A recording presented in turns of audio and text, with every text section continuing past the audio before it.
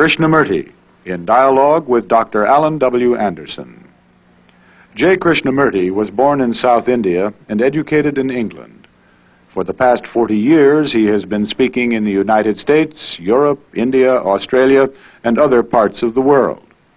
From the outset of his life's work, he repudiated all connections with organized religions and ideologies and said that his only concern was to set men absolutely, unconditionally free. He is the author of many books, among them The Awakening of Intelligence, The Urgency of Change, Freedom from the Known, and The Flight of the Eagle. This is one of a series of dialogues between Krishnamurti and Dr. Alan W. Anderson, who is professor of religious studies at San Diego State University, where he teaches Indian and Chinese scriptures and the oracular tradition. Dr. Anderson, a published poet, received his degree from Columbia University and the Union Theological Seminary. He has been honored with a Distinguished Teaching Award from the California State Universities. Mr. Krishnamurti, in our last conversation, we were beginning to talk about consciousness and its relation to death in the context of living as a total movement. Yes. And we even touched on the word reincarnation toward the end when we had to draw our conversation to its conclusion. I do hope that we can begin to continue there. You see, one of the factors in death is the mind is so frightened. We are so frightened of that very word, and nobody talks about it. I mean, it isn't a daily conversation. It is something to be avoided, something that is inevitable. For God's sake, keep it as far away as possible. We even paint corpses to make them look as though they're not dead. That's the most absurd thing. Yes. Now, what we are discussing, sir, is, isn't it, the understanding of death, its relation to living, and this thing called love. One cannot possibly understand the immensity, and it is immense, what this thing called death, unless there is real freedom from fear. That's why we talked some time ago about the problem of fear. Without really freeing the mind, unless the mind frees itself from fear, there is no possibility of understanding the extraordinary beauty, strength, and the vitality of death.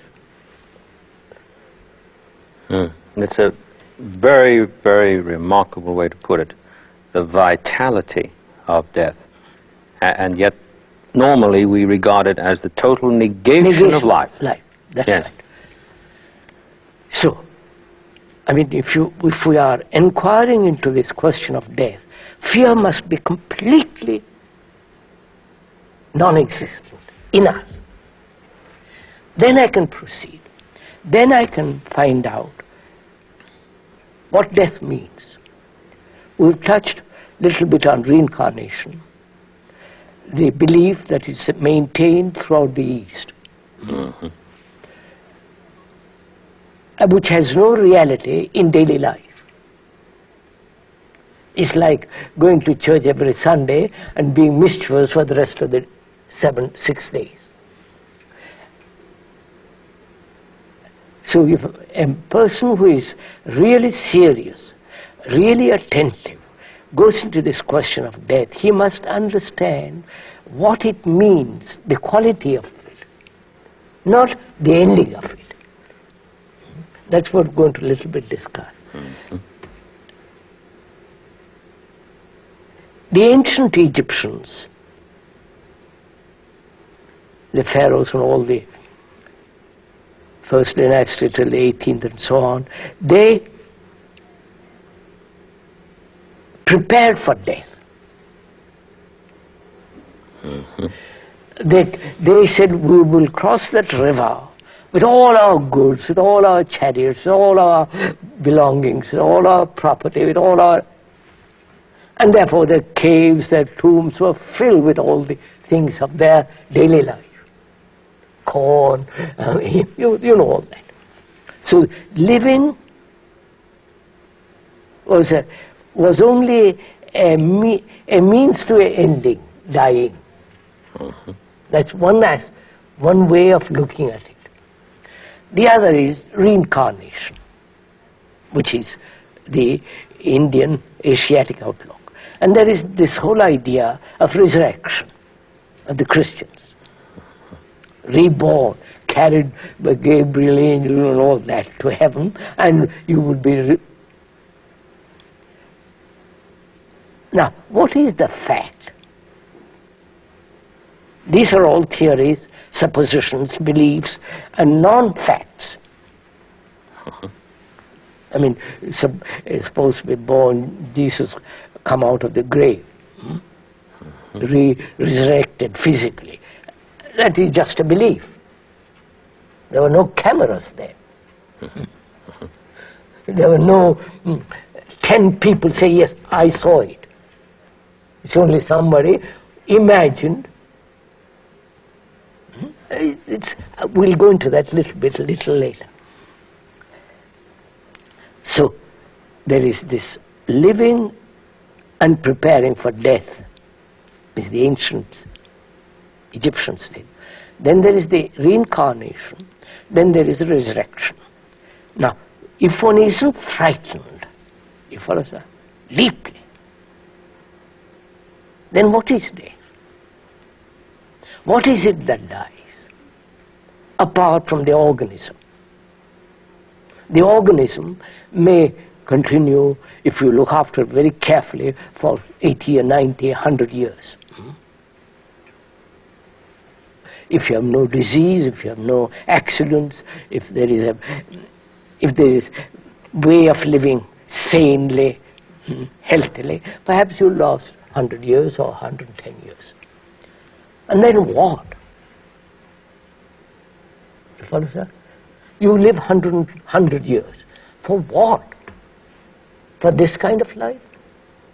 Fighting, quarreling, bickering, bitterness, anger, jealousy, futility, a meaningless existence. It is meaningless existence, as we are living now. And in terms of our previous remarks, this is all the content of consciousness. That's right. Yes. Now,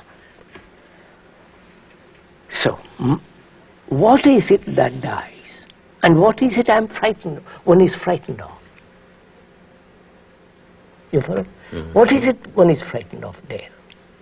Losing the known, losing my wife, losing my house, losing all the things I've acquired, losing this content of consciousness. Mm-hmm. So, can the content of consciousness totally be emptied? You follow, sir? Yes, I do. Which is the living. The dying is the living. When the content is totally emptied. Mm-hmm.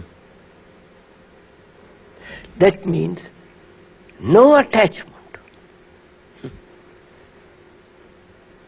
It is not a brutal cutting off, but the understanding of attachment, the understanding of dependence.